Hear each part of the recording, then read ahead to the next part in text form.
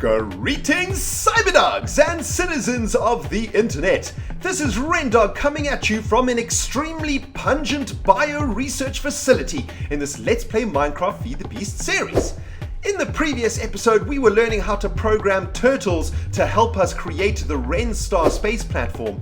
And in this episode, my friends, we are going to be solving a problem that has been plaguing my ass for many weeks now. Namely, how in the name of all that is jazzy are we going to automatically harvest this fairy that you see growing around me? Well, guys, I have invented a contraption which I think is going to do exactly that, and which I think you guys are going to really freaking love. So sit back and relax, my cyber diggity dogs, with your tasty ass beverage, crunchy ass snacks. Let's feed the beast that is our freaking mind. Now guys, I have been trying to work out a way to automatically harvest Ferru crops. So when Ferru crops look like this, when you see they have these like white leaves on them, they are ready for harvesting. So if we cut down one of these crops, so if I right click on this, that harvested the crop, but we didn't get anything out of that one. So let's try another one. Didn't get anything out of that one either. How about this one? There we go. We got a tiny pile of iron dust from harvesting that Ferru over there. Now, the question is, how do we automate that process? Now, I spent some time researching automatic crop harvesting, and I discovered a few interesting things. There are ways to automatically harvest crops in Feed the Beast. In fact, there are a number of ways to automatically harvest crops in Feed the Beast. However, there are very limited ways to automatically harvest IC2 crops, which is what these crops are, which is what Ferru crops are. In fact, there is hardly any way to harvest these crops automatically. To harvest normal crops like wheat and pumpkins and all of that sort of jazz, you can use a machine called a harvester, I think it's called. I think it's called no, it's not called a harvester, it's called a farmer, I think. Yeah. Let's have a look. Yeah, there it is. It's called a farm, and a farm comes from the forestry mod, in the same mod that gave us the arboretum, which allowed us to automatically make trees or harvest trees. However, the farm does not automatically harvest Ferru. There is another way to automatically harvest crops, and that is with a rail system from Steve's Carts, which is what the mod is called. And it is basically a mine cart that you can build that has like a combine harvester on it, and it can automatically harvest crops for you. But unfortunately, it cannot harvest Ferru.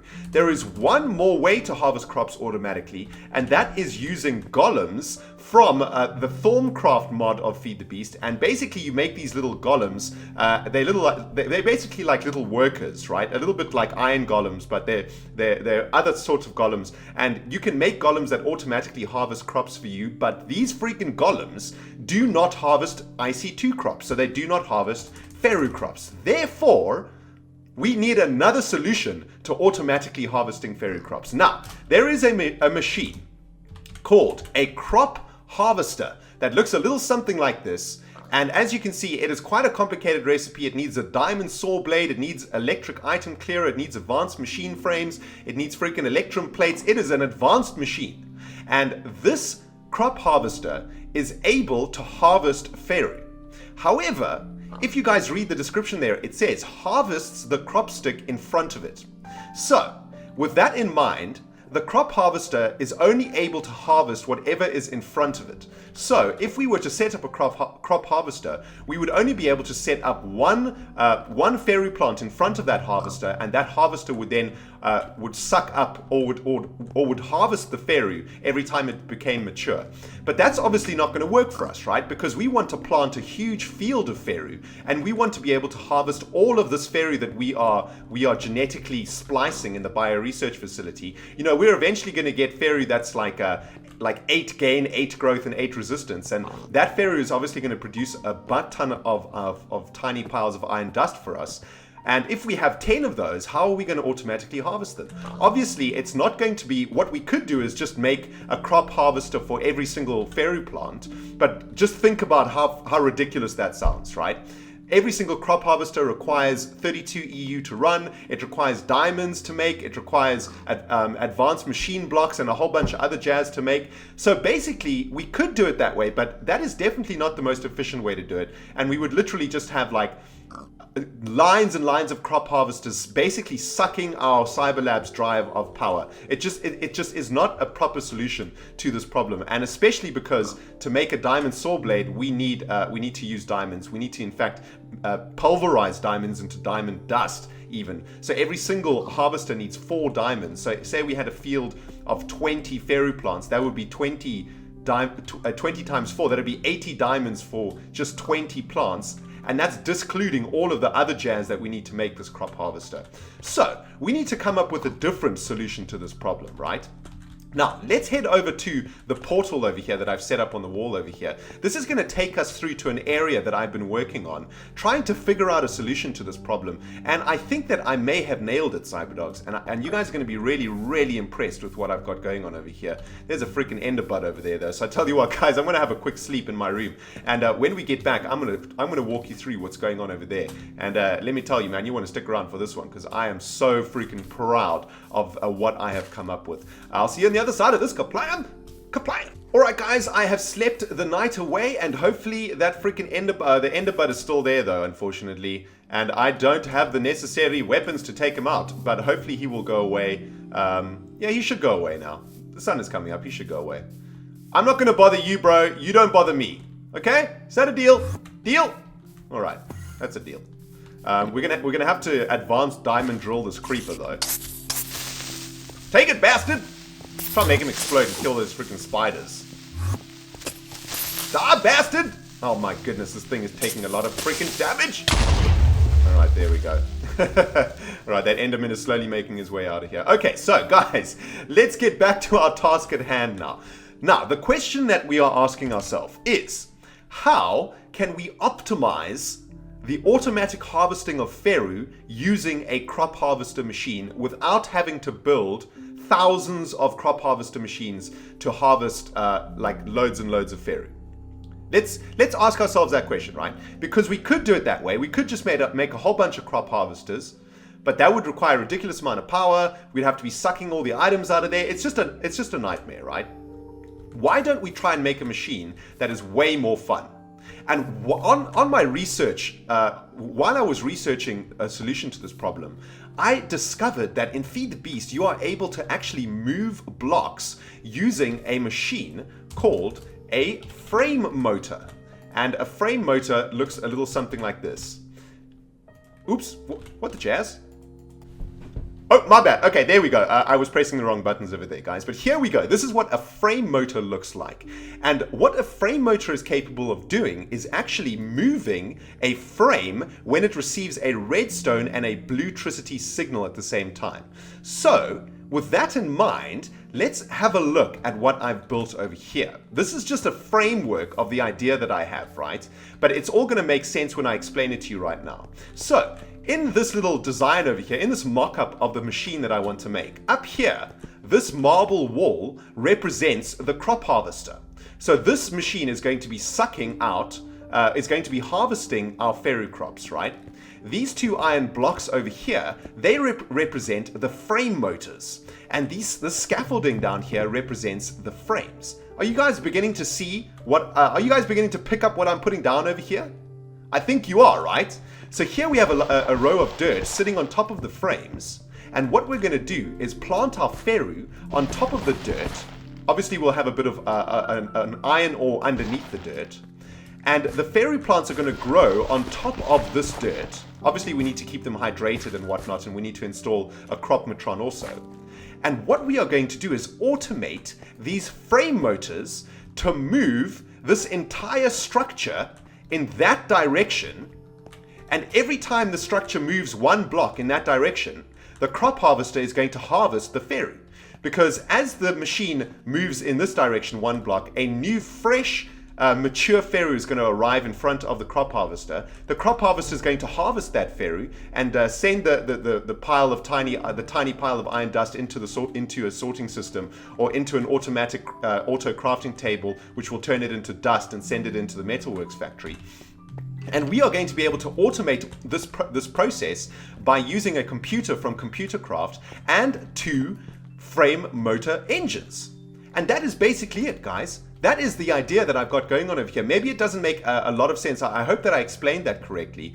But essentially, if we set up our frames correctly, we can actually move frames and whatever is attached to frames with one frame motor. So even if we built like a line of 20 Ferru plants on frames, for example, 20 Ferru plants in that direction with one crop harvester over here, sucking, harvesting the Ferru as it goes past.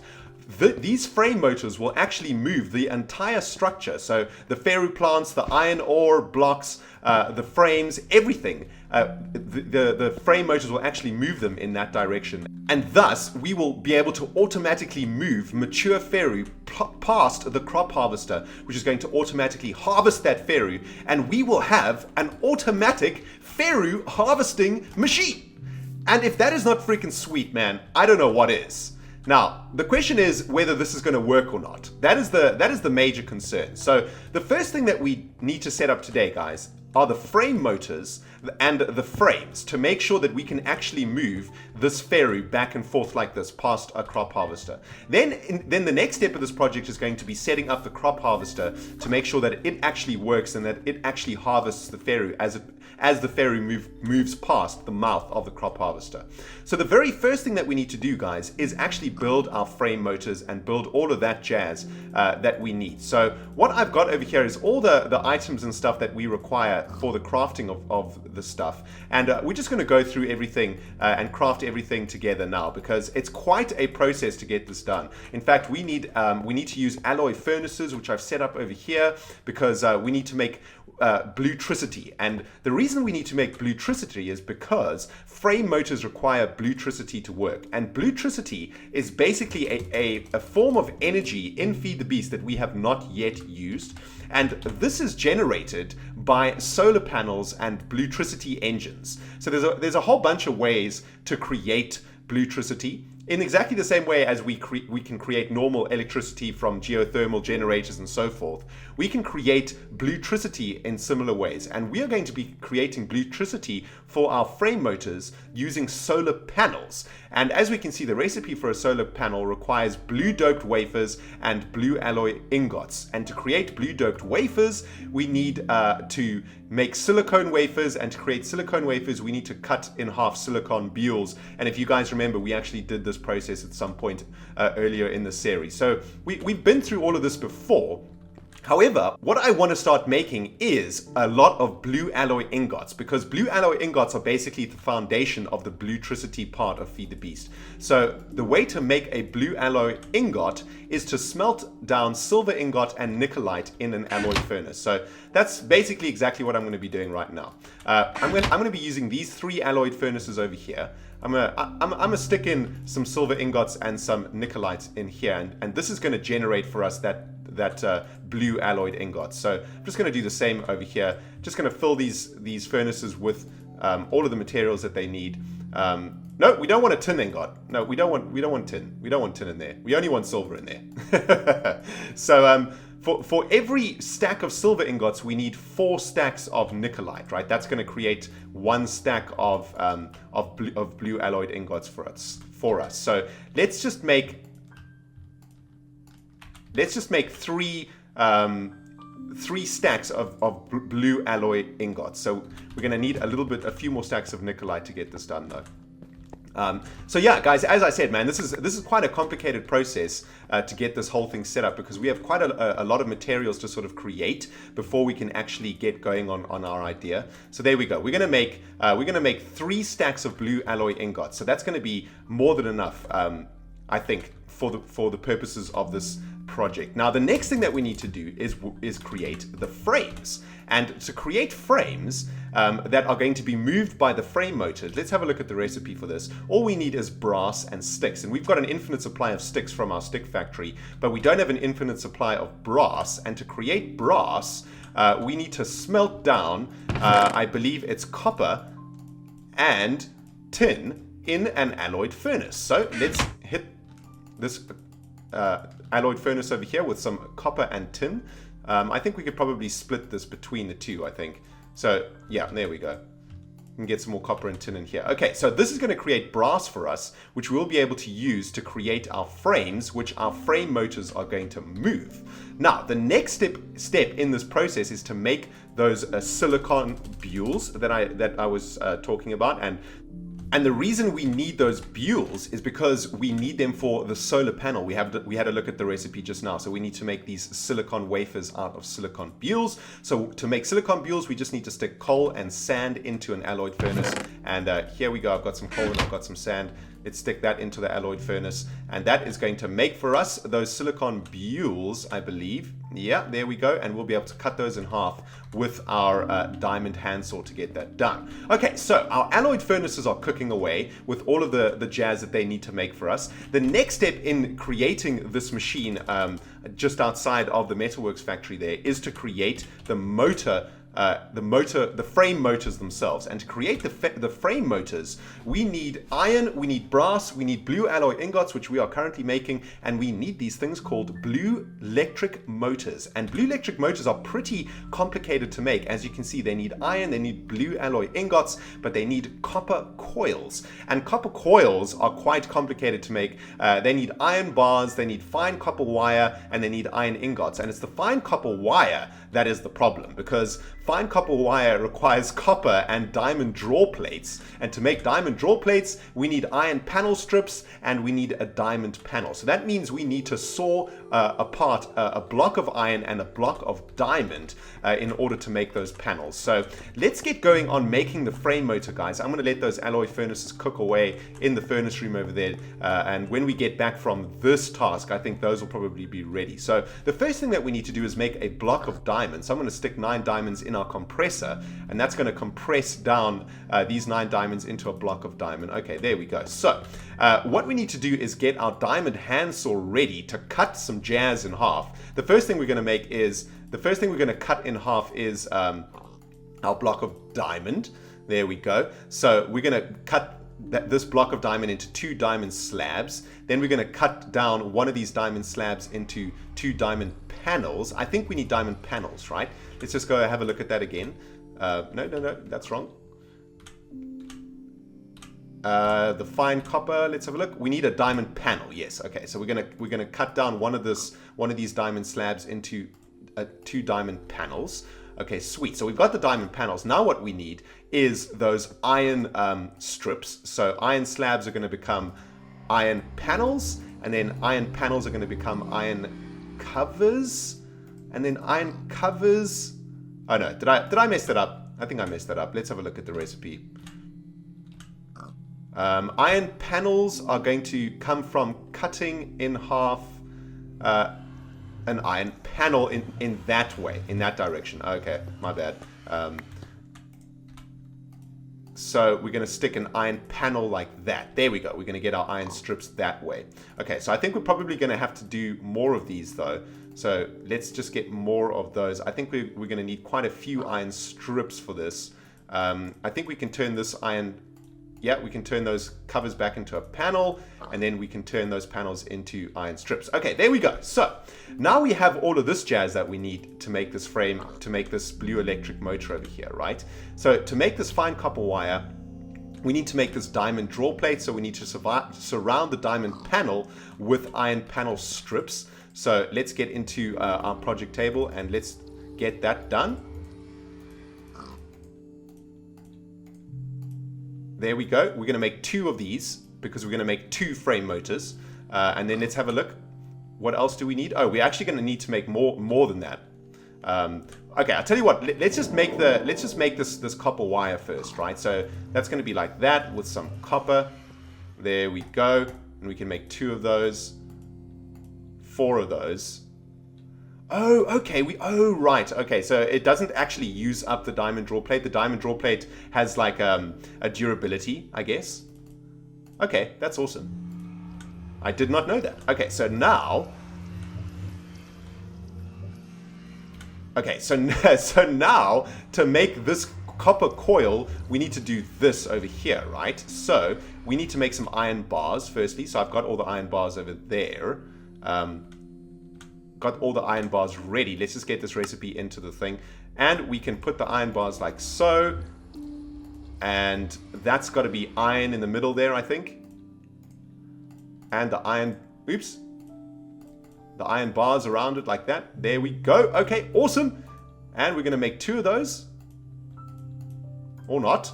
The plan was to make 2 of those. There we go. Sweet. And then, to finish off this blue-tricity thing, this blue-tricity engine, we need iron and blue alloy ingots. So let's head back into the furnace room to pick up those alloyed ingots.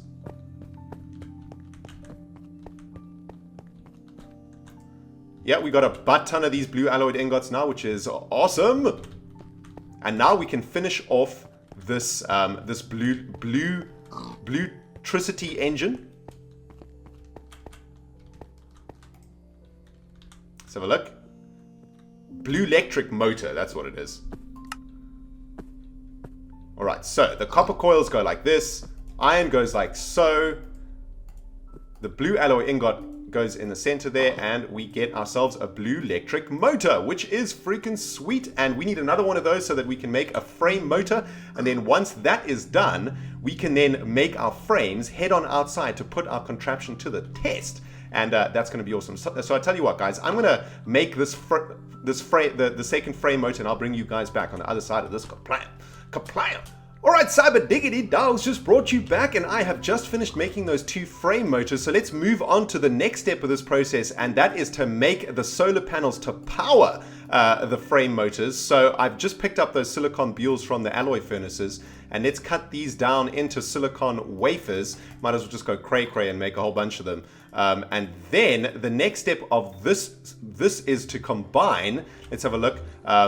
To make the silicon wafer, we need to stick the silicon wafer with nickelite in the alloyed furnace. So I'm going to stick these silicon wafers with some nickelite into the alloyed furnace, and we can finally make those solar panels and then head outside and get them installed. So let's stick a little bit. Have we got more nickelite up in here? Yep, we got some more nickelite. So let's get the nickelite and the wafer in here. So this is gonna cook down into those blue wafers that we need for the solar panel. And once that's done, guys, I'll bring you back on the other side of this kaplam, and we can go and set up the very first part of our sweet ass contraption. Kaplam! Alright, Cyber Diggity Dogs, welcome back, and I have just finished crafting all of the blocks, materials, and machines that we require to make the auto Ferru harvesting contraption. And if we can get it right, it is going to be so freaking sweet, man. I am so excited to see if I can make this idea actually work, man. It is going to be so awesome. So what I have built for us, guys, is 2 frame motors, a whole bunch of support frames, a screwdriver. I've got some iron ore blocks to plant the Ferru on. I've got some solar panels to create blue-tricity for the frame motors, and I've got buttons to generate redstone signals for the frame motors, because the frame motors require both of those 2 things to run.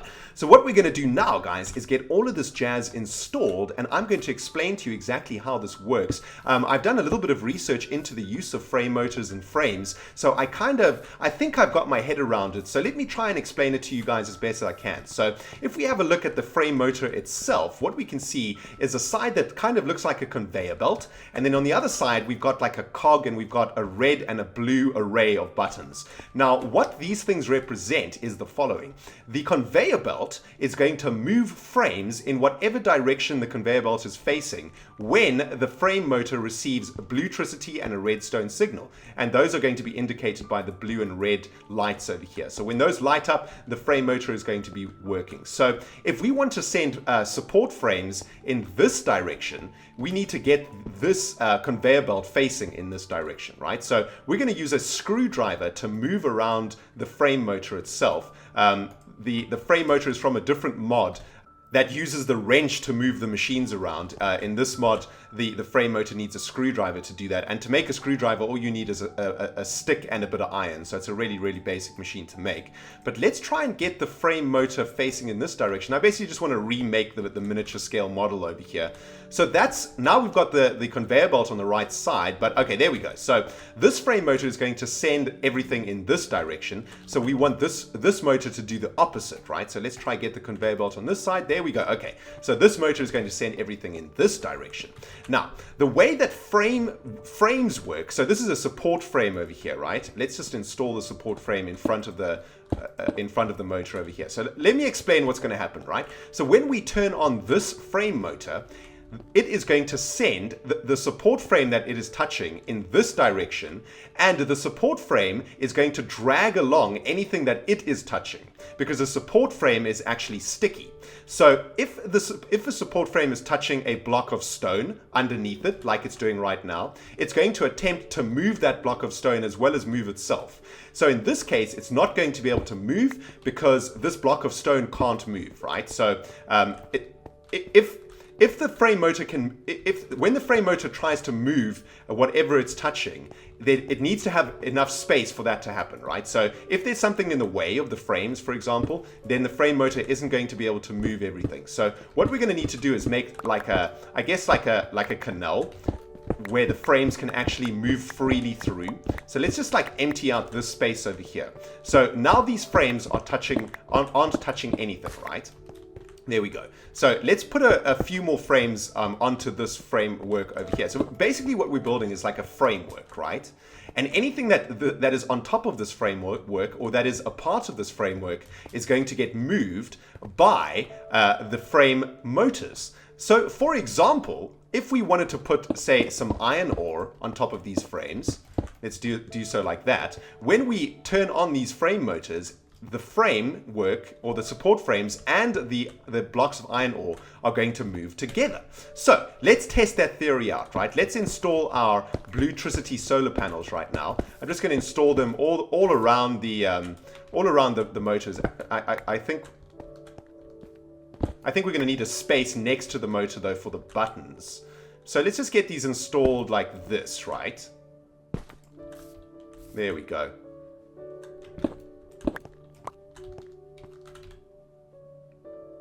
Let's just get, let's get as much Bluetricity around these things as possible. Okay, there we go. Sweet. So, actually, you know what? I think what we'll do is we'll just have 4 like for each, right? Because what we need to do is install the redstone signal. So what we're going to do is stick the button in place over here, right? There we go. And we'll put the button on this side also. So what should happen is when we hit this button, a redstone signal should be delivered to the frame motor, and the frame motor should then move this entire framework structure over here. You can see that the blue buttons have now turned on, showing us that it is in fact getting Bluetricity, and it now needs a redstone signal. So let's hit the button over here. Now, the reason that this isn't working is because this frame over here is trying to move the blocks that are around it, and there is a block over here, a button block, that this frame motor can't actually move right now. So that's why nothing happened over there. So what we need to do is to tell this support frame over here to ignore this button over here, or to ignore the block that's directly next to this support frame. And the way that we do that is by using panels, which I think is really, really, really sweet. So what we're going to do is cut these wooden planks into slabs, then cut the slabs into panels, and then cut the panels into covers. I think it's covers that we need. Okay, so when we stick a cover inside of the support frame, you can see that we can actually stick the cover inside of the support frame. You can see there it's actually inside. This support frame is now going to ignore the blocks on this side of it. So when we hit the button, bam, nothing happens. And that's because there is another problem over here, because this support frame is trying to move this button over here. So let's put another panel in there. And now when we hit this button, kaplam, nothing happens, because once again, we need to be able to, there is a solar panel over here that this support frame is trying to move. So now we should be able to move the whole thing. So let's hit the button, kaplam, and there we go. Everything moves in one direction that way. Okay, so that's awesome. That's working exactly the way that I want it. We're going to need to make a few more of these panels though, I think. So let's just make like quite a few of these panels. Get them installed into our support frames like so. So when we turn on this one, we can see that we are now moving the entire platform one block in that direction every time we click on it, and it's going to go all the way to the end until it can't actually move anymore. So now it's got to the point where it gets to this point over here, and now it can't actually go any further. Oh, it actually did go further. All right. Well, that's not good because we can't get it back now. What we're going to have to do is run a line of support frames like this, and then slowly but surely bring it back like so. Okay, so this is excellent, right? So this is now working in exactly the way that we wanted to. So now what you guys can imagine is that on top of this iron ore, we are going to put dirt. So let's collect this dirt over here. So on top of the iron ore, we put a line of dirt, and on top of this dirt, we plant the Ferru, right? Then what we are basically going to have is, if we do like a little mock-up over here, we are going to have our crop harvester sitting over here in this position over here. So say that oak plank block is the crop harvester. When we move the Ferru, here, okay, so check it out, right? When we move the Ferru past that crop harvester, it's actually going to suck up the Ferru, which is exactly what we wanted to do. However, at this present moment in time, we need to be able to also move this dirt over here. So in order to do that, we need to get the dirt connected to our framework. So what we're going to do is add some more frames into the framework itself. And as long as all of the frames are touching, as long as the support frames are touching each other and touching the dirt, we should now be able to move this entire structure over here. So let's give it a try. Hit the button, and there we go. Now we can move the entire structure, which is really, really awesome. So guys, if we go back to the mock-up that we made, if we have our harvester, our crop harvester sitting over here, or in fact, it's probably better to sit on this side over here, right? So for example, we've got our crop harvester sitting in this position over here. When we move the Ferru past the crop harvester, so the Ferru is going to be growing on top of this dirt, every time a new mature Ferru goes in front of the crop harvester, it is going to harvest the Ferru. And then we can send the tiny piles of iron dust coming out of that crop harvester into an auto crafting table to create the iron that we need. So that, guys, is the idea, and it looks like it is working. In the next episode, we are going to create the crop harvester itself and get it installed, and then we are going to test to see whether we can actually move Ferru that is growing on top of this dirt. I don't know if the Ferru is going to break when we move the entire thing, but hopefully not. From what I've read, you can actually move crops in this way, so it should work. But that, guys, is the very beginning of our auto Ferru harvester machine, and man, that is looking so freaking awesome, guys. In the next episode, we are going to, like I said, we're going to make the crop harvester and we're going to test this bad boy, and then in the episode after that, we're going to get the whole thing automated with a computer, and hopefully this system is going to work exactly the way that I want it, and we are going to automatically create iron from croppage. Man, this is so freaking awesome. Well, guys, I hope you have enjoyed this episode. It's been a super serious technical one. I hope I haven't fried your brains too much. My brain is 100% fried right now. I need to go for a walk. But cannot wait to start on the next episode, guys, and hope to see you in that one. If you enjoyed this one, you like, and if you haven't subscribed yet, you subscribe. And this has been ReNDoG playing Minecraft Feed the Beast. See you in the next video, my friends. Goodbye.